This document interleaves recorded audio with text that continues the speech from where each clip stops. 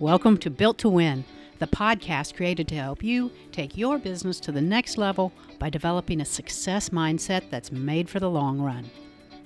In this episode, Unsilenced, Breaking Through Your Limiting Thoughts, Neora co-founder and chief marketing officer Amber Olson Rourke talks with Dave Fleming about her personal journey to become unsilenced and stepping into her calling. Amber explains how your thoughts can become your biggest obstacle and shares how you can rewire your thoughts for success. Hello and welcome everybody to another episode of Built to Win, the podcast that is about entrepreneurship, about leadership, about success, about learning more about yourself and more about how to achieve what you want to achieve in life. I'm here with Neora co-founder and chief sales and marketing officer, Amber Olson Rourke, who was one of the principal visionaries in putting the company together and a very accomplished executive. She's accomplished a ton of different things, graduated from a top tier college, went right into building medical spas, is recognized with industry awards and one of the 40 under 40 in the direct selling space. Just a lot of great accomplishments that basically a checklist of things that you would want to achieve. If you were mapping out your career, these are things that I think everybody would put on their list as great things to do. And today we're going to be talking about how to achieve success and what it means to be a co-founder and an executive and chasing your dreams and following your dreams. And so, Amber, if you don't mind, we'll dive right into this. We hear these sayings over and over about our entire life and throughout our career. But, one thing that you've talked about is that people will go their whole lives without really chasing their dreams, following their passion. And why do you think that is? Well, so excited to be here and talk about this topic. I really believe that everyone has a unique calling, a unique passion that they were born with or given or created along the way. And so, I've had a unique opportunity to coach tens of thousands of entrepreneurs during my career. And really, that is a question I've asked myself. It's one of those kind of basic life principles that we all understand to go after what you want, chase your dreams, but you see so many people just not do it. And so I saw this quote once that has really stuck with me. And it said, when your comfort is more important to you than your calling, misery is imminent. And I thought, wow, that is so true, right? It's so many people cling to their comfort, even if it means ignoring their true calling. And I don't think it's because their calling isn't important to them. I think everyone truly has, that inner kind of voice that knows what their calling is, but it's just that their comfort is more important to them. And I see all the time, people's dreams ending up in the graveyard, not because of lack of talent, not because of lack of skill, not because of lack of vision, but truly because of the fear of moving out of the known. And what's even crazier is that's even true, even if the known is uncomfortable, even if the known is not what they want, there's still some level of comfort in knowing the uncomfortable and knowing what they can expect.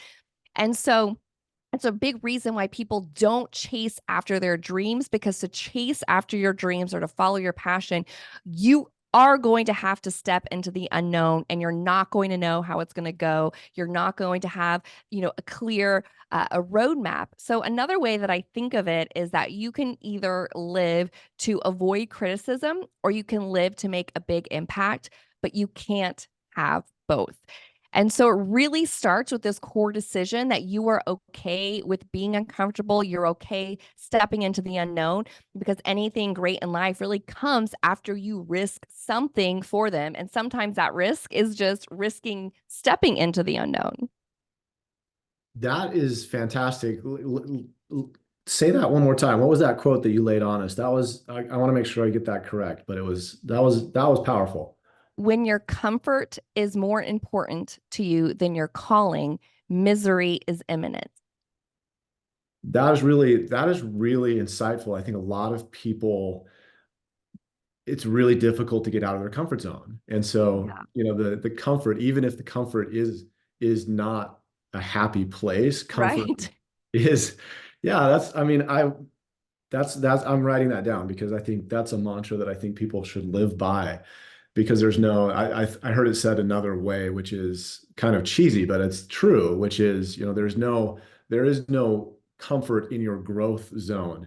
And getting out of your comfort zone is certainly exactly that. It's uncomfortable, but you've done a remarkable job of like growing and developing and like leading a company that's broken records. It's achieved things that very few companies ever achieve. And I know, for people who are listening and they don't know you, you have a pretty clear idea of what you want to accomplish and what your calling is. You mentioned that, but how do people know what their calling is?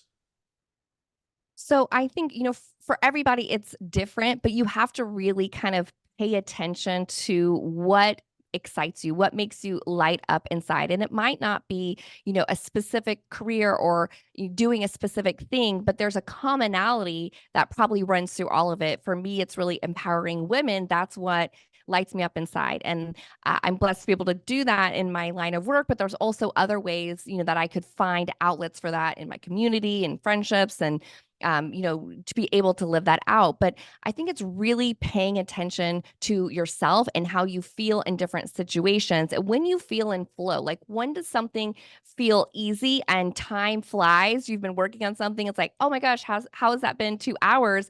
Those are like little clues to you that that is something that's in alignment with your calling. And like I said, I truly believe that there's every single person has one, but it's about deciding to really go after that with everything that you have. That's really interesting. When did you know? You mentioned empowering women. That's something you're passionate about. That's your calling in life. When did you realize that was your calling? Did it happen over time, or was there kind of an aha moment where you were like, no, this is what I'm going to do?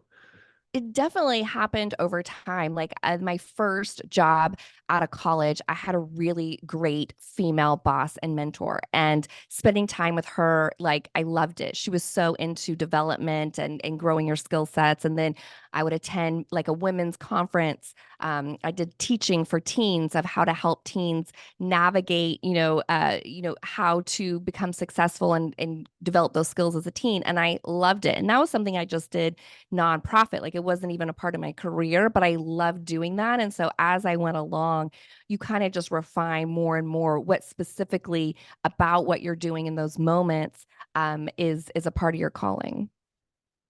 That's really cool. I think a lot of people, I think they expect that at some point someone's going to appear or there's going to be Yes. a lightning bolt that says, this is why you're on Earth. Like Right. go do it. So that's really good for people to understand. Like maybe you don't know just yet, and that's okay, but find out. It's worth finding out. Like what Yes. gets you out of bed in the morning and why, like what do you want to how do you want to leave your impact on this world? I think that's And really it's a lot of trial and error, right? I've done a lot of things that were not part of my calling. You have to do those things too to know that that's not it.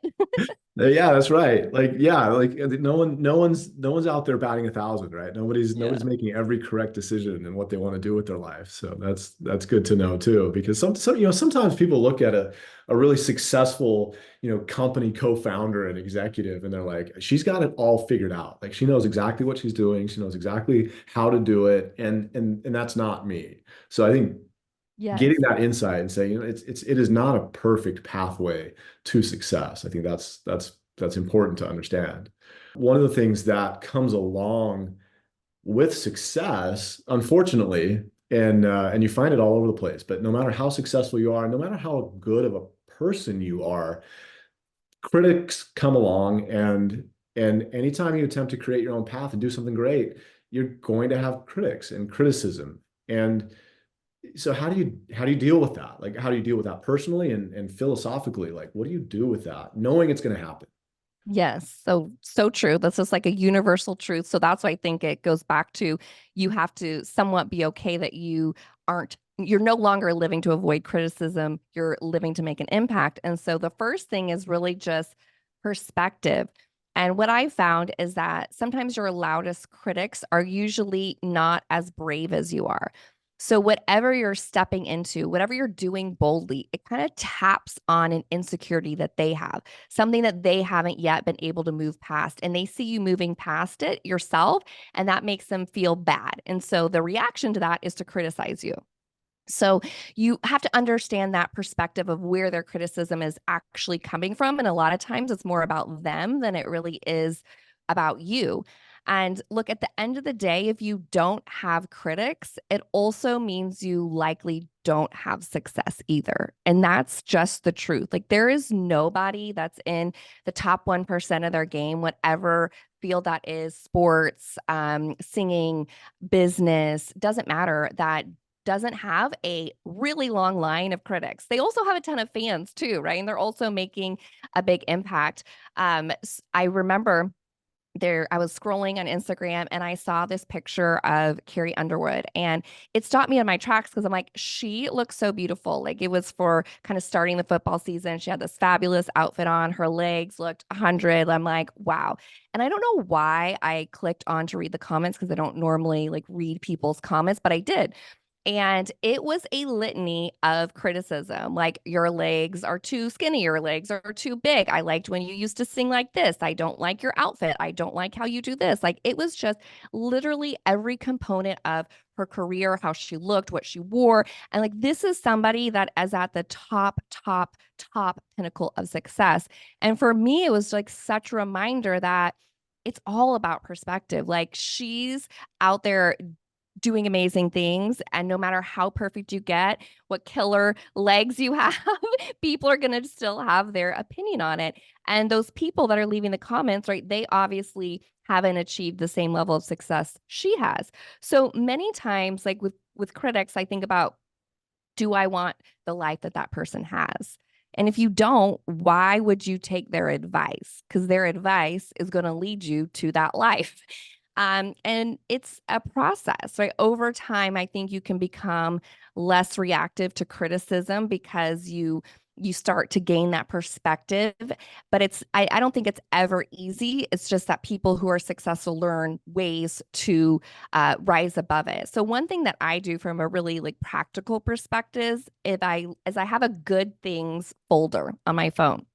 So anytime someone sends me a message about how I've positively impacted them or how they're thankful for me or like anything that just like warms my heart, I save it and I put it in that folder. And then on those days where I receive the opposite, like somebody criticizing me or saying I did something wrong or didn't do something good enough and I'm down, I go back and I read those things, and it helps reorient me to my calling, right? Because that's the key, is if you can reorient to your calling. And when you're calling, where you're so clear on it, and your calling is so big to you that you would fail 1,000 times over, you would have a line of 1,000 critics for it, then you know that you're aligned to the right calling for you. And no critic does really, they might take you down for a second, but they're not going to take you down and out. So the real danger is letting what your critics say become your own thoughts. Well, I love that. I love having a good things folder on your phone. I imagine yours is probably pretty full of comments. I know a lot of people you've had an impact on literally hundreds of thousands of people's lives, maybe millions of people's lives, whether they know it was you or not, but through, the company that you co-founded or your charity work, all those things. But I love that you have that. I love that I'm going to start doing that. Have a good things folder on my phone. Start today. Yes, I'll send you something so you can add to it. Perfect. Yes. Yeah, let's get that started. I remember, and I love what you said, grounding yourself as well. I remember a mentor of mine a lot of years ago told me a story about how his dad told him, he said, no matter how successful you get, and no matter how great you are, no matter how much money you earn, just remember you're not that good. Yes, And yes. But on the flip side, he said, remember, no matter how many people criticize you, no matter how people say mean things to you about you, just remember you're not that bad either. Right. So I thought true. that was really cool. It's like, yeah, like you're gonna get both sides. You're gonna get people Yep. who just think they love everything about you, and then you get the flip side. Unfortunately, no matter how much good you do. Speaking of your career and the accomplishments that you've had, like you've achieved a lot in your career, a lot, like literally received awards, like been on, in fact, just this week we're on television in our local city news network, and done a lot of stuff. And some people talk about, when you're put in this position and you have this level of success and you've achieved all of this, winning awards, and you see, like, from the outside you've got it all figured out, like, exactly, like we mentioned earlier, exactly what you want to do and how you're going to go about getting it. do you ever have doubts, or do you ever, some people call it imposter syndrome. Have you ever experienced anything like that? And if so, what advice would you give people? So for sure, I think everybody does. And over time, this is something that I have labeled your silencers, because they truly can silence your voice and how big you show up. And so simply put, your silencers are the things that make you feel kind of inadequate or unworthy of achieving whatever your dream, your calling is. So when you think about, really think about going after that big thing, going after your dream, it's this voice that pops up and tells you why you can't do it. And so for some of those things, it can start from things that critics say to us that we end up internalizing. And some of them we've made up ourselves along the way. And I believe everyone has one, probably multiple, right? It's things like, I'm not smart enough. I'm not organized enough. I never follow through with things. I'm too shy. This happened in my past. So people aren't going to take me, seriously. I don't deserve this. I'm not qualified because of X, Y, and Z. And whatever those thoughts are for people, I believe you do have a choice to either succumb to it and be silenced by it, or decide that your calling, your dreams are too important to be silenced. So your belief in yourself has to be stronger than your doubts, because that voice, that silencing attempt will always be there. But every time that you kind of turn up the volume of your own confident, self-assured voice, it gets easier to truly believe in and step into your potential. And this is something that I think is, it's a daily fight to really silence those things, to become what I call unsilenced. And the first step is to identify what those silences are for you. And for everybody, they are different. Like if you were to just sit back and get quiet with yourself and think about that thing you want to chase, it's those immediate thoughts that tell you why that won't happen, why you can't do it. So the first is just recognizing it, because with awareness, you can actually do something about it. And then the second step is to replace that with affirmations of who you are or who you want to be. So I kind of want to share my process that I went through with this. So for me, I grew up with pretty big shoes to follow in terms of Mhm. business success. Like my father is, a best-selling author. He was super successful in business, like semi-retired by the time he was 45 because he had done so well. And so I had always sworn I would never, ever in the history of ever work with my family. I would chart my own course. Like that is how I was wired. I went to the University of Florida knowing absolutely no one, because I didn't want to go to a college where I knew people from high school, because I wanted to be on my own course, be away from my family. And you know that saying, like, you want to see God laugh, tell him your plans. So that's what happened. Of course, life plays out, and I ended up at first, out of college, wasn't working with my family, doing my own thing. But then this opportunity kind of came out of nowhere into our laps, and I ended up partnering with my father to start Neora. So I always had this constant thought that people would think I was only in this position because of my family, or that I was entitled. Like I just had so many silencing thoughts around it, so much so that, like, you probably know, in the business setting, like, you will never hear me refer to him as my dad or my father. But I didn't want to call him Jeff because that's very formal. So I ended up creating a nickname, J.O., which is what I call him in business. And now, funny enough, that's like what literally everybody calls him. So it was Really? like, it was a very recurring thought for me. I also, I was relatively young when it started the company. It was like 28. So I felt people think I was too young. I'm super introverted, shy. Thought people, how am I going to lead thousands of people when I'm literally terrified of speaking to people? All of these things. And some of these things were like thoughts that I had myself, but some of these things were also things people said to me that then just kind of reinforce that thought. And so I really had to figure out how to get out of this cycle. And I had to replace those thoughts of who I knew I truly was. So I actually, as I was preparing for this episode, I went back and I found my notes from 2016. And this is what I had written down. And these are the affirmations that I wrote and that I read to myself every day. I said, I am a fiercely loyal wife, daughter, friend. I am an extremely hardworking executive. I'm a passionate leader, and I'm an advocate for women's leadership. Above all, I'm a child of God in exactly the place He determined me to be. So I had to learn to start catching myself when I was kind of shrinking back because I felt like I was either too young, too inexperienced. What would people think? And then notice that I was silencing myself. I was kind of shrinking away or not stepping into my full potential. And I had to read these things to myself over a long period of time. And it's for sure a process, but it was a super intentional process. And now, for the most part, sitting here today, in 2024, those things never pop up in my head anymore. But I think it's just because of the intentionality of trying to rewire my brain to not be silenced by those thoughts.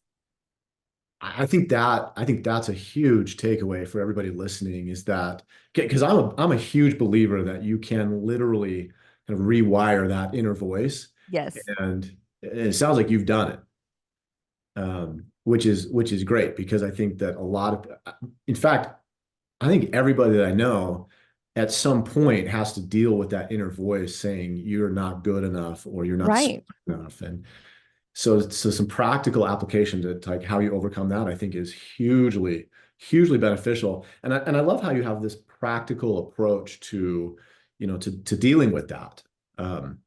What else is in your toolbox? What are some other practical tips for people who are trying to grow their confidence or trying to overcome this inner silencer as you called it? Like, are there some other things that you've done or things that you think Yeah. that are helpful?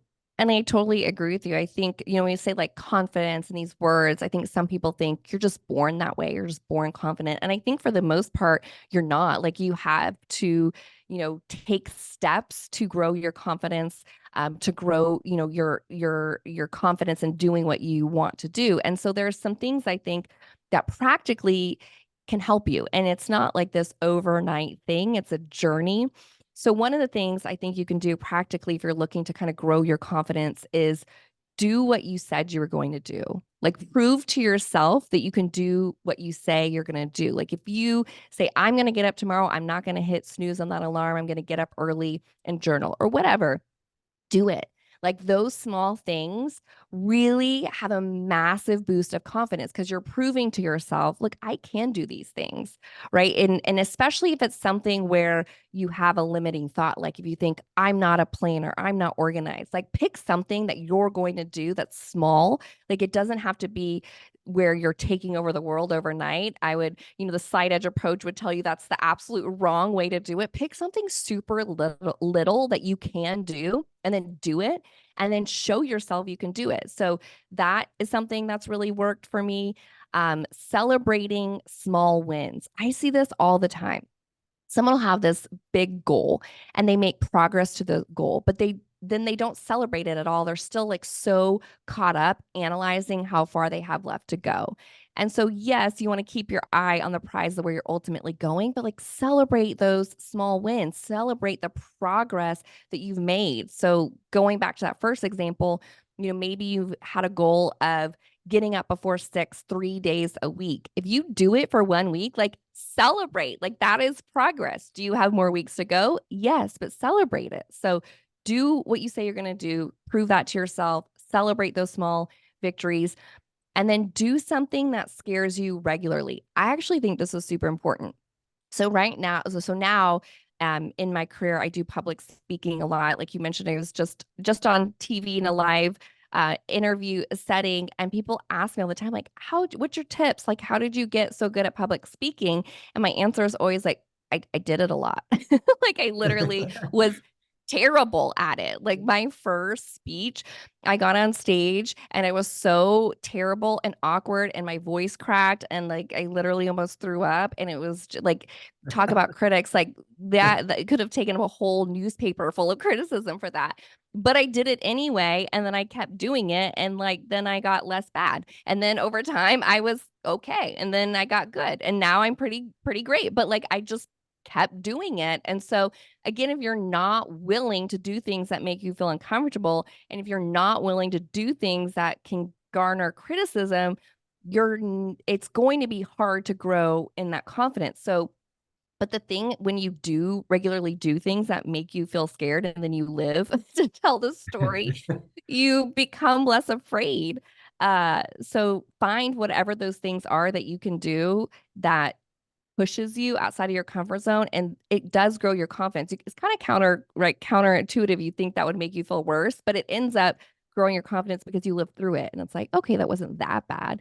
And then the last kind of practical tip I would say is just the right information, putting the right information in your brain. I kind of touched on affirmations. And I think some people think that's kind of like silly, like you're gonna read these things up to yourself. There's so much science about affirmations. It's one of the, number one attributes that they found in Think and Grow Rich, right? Of all of the most successful people is that they read these affirmations out loud to themselves every day. Like it is really impactful. So doing, those affirmations, reading the right books, having the right community around you, that's all going to build your confidence, and help you do all those things, help you, complete all those activities that you need to in order to build your confidence. Man, I think we could spend a whole episode kind of diving into those four things. I think those Yes. are so important. And I'm a huge fan. By the way, like the celebrating small wins, I think people miss them, they Yes. underestimate just how important that is. There's a great book or great concept. BJ Fogg out of Stanford University talks about like making incremental changes, which is the slight edge, which we Yeah. talked about. Anybody's part of that process is literally like to celebrate the small wins. He's like, you want to do 50 push-ups and you can only do five, then do five. And then celebrate that you did. Right. And then tomorrow you do six. And then eventually you can do 50. And so I think that, yeah, for people who are listening, like absolutely 100% celebrate the small wins when you get them, because you do get them. Everybody gets small wins, but it's so easy to set them aside as though, well, it wasn't that big of a deal. Right. And yeah, I experience that all the time. I'll meet people and, they'll be telling me about what they've accomplished. And there's always like this but at the end. It's like, I've done this, but, I'm not yet here. I'm like, well, let's celebrate what you've done, because that's awesome what you've done. And so many people have that asterisk where it's like, I've done this, but it's not good enough. And, the trick is if you'll really celebrate what you've already done, that's going to create momentum to that next step. Totally agree. And I think that's and I think you mentioned it, like the people who are successful, and whether it's natural or if it's a learned behavior, that's what they do. Like they read these affirmations, they affirm themselves when they've done something worthwhile. And the opposite is true, right? You can detract from yourself by saying, Right. oh, I did that, but I But didn't. yeah, Yeah, but there's that but that hangs out there, and it's like now right. you've just dismissed what the progress that you've made. So Right. Just put a that, period. I did this, period, or I exclamation did mark, this. Yeah, I actually. did this. It's congratulations to me. Like, look at me growing. Yes. So, and speaking of growing, and something that actually just recently came out that we were all super excited about at Neora. It was like really, really cool when we saw this come out. But the direct selling news came out with a 40 under 40 executive profiles. And of course, you were on that list as one of the 40 under 40 to watch for, and achieved incredible success already. But for our listeners, and we do touch a lot of different demographics on this podcast, but especially speaking to those who are up and coming, or see themselves doing bigger and better in their life. Maybe you're already past 40, but maybe you're not yet, but you know there's something bigger than what you've already accomplished. What advice would you give people to get there? So a lot of it, goes back to the slight edge philosophies. Those were philosophies that I grew up learning. I'm really very thankful for that. And, if you haven't listened to the slight edge episode, which is right prior to this, definitely recommend that you do, because a lot of those philosophies are what I lived out in order, to get to where I've gotten to. I mean, one of the biggest things from the slight edge in terms to this question of like how do you achieve something big early in life is understanding that you don't need a plan because it's going to get you there. You need a plan because it's going to get you to start. And I see so many people in analysis paralysis and waiting until they have this perfect plan, which delays your action.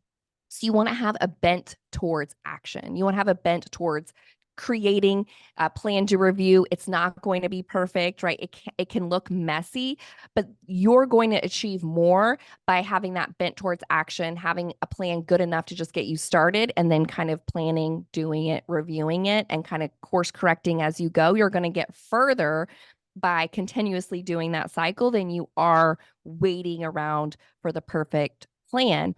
The other thing I think is you're never going to feel ready. This was something that I struggled with, is that I think I felt like I was waiting for someone to like tap me on the shoulder and like have this moment like it's your turn to lead. And like that doesn't ever really happen. And so no one's going to ever come and be like, you're ready for that dream. You're ready to start this company, and you're never really going to feel 100% ready, and that's okay. So once I really understood this, that I was waiting for a moment that wasn't ever going to happen, and that I didn't need permission from anybody to step into my power and to show up as a leader and to show up in a bigger way, even before maybe I had that title or I had that specific, authority, if you might say, that's when things really, really shifted for me.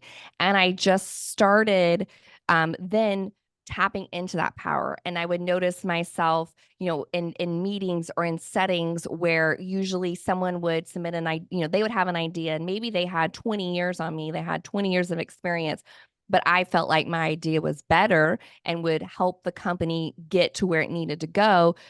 Previously, I would just kind of sit back and be like, they must know more, right? And then I learned to start trusting my gut because I would see it play out, and it wasn't always the right decision, but it's because I wasn't using my voice. I wasn't showing up to the table as if I had an equal seat because of some of those, limiting thoughts. I'm too young. I don't have as much experience.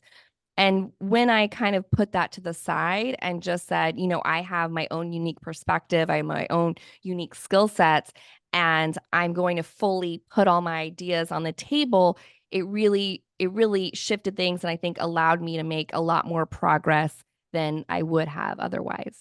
That's a really interesting perspective to put it that way, is that because I think a lot of people generally have good instincts, but if you're constantly telling yourself, oh, I must be wrong, like, man, you're putting yourself at a massive disadvantage, because then if you're basically discounting your instincts, and then you're kind of lost. So that's really good, I think, to pull out of there for everybody who's listening. Like if you're in business for yourself, or if you're running a company, or if you want to start a company, I think it's important to trust those instincts, because like you said, Amber, nobody's right all the time. But if you don't trust your instincts to begin with, you'll never learn. Right. Yeah, you'll never improve on that, I guess, is the lesson in there. So this has been great. Thank you, Amber, for taking some time. This has been super. Thank you. It's been super insightful. fun. I think we were in flow, because that went by. It went by fast, right? We were by fast. we were in our calling. We are.